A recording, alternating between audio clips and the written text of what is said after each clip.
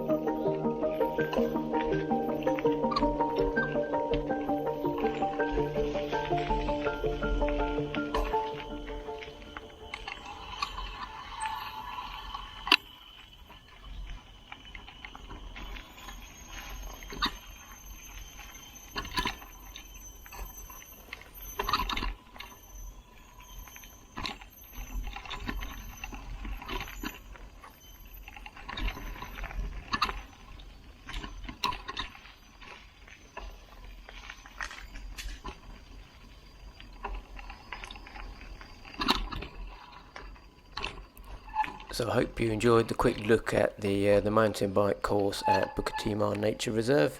This is only a very small part of it. I didn't want to film the whole hour and 40 going round. There's no need for that.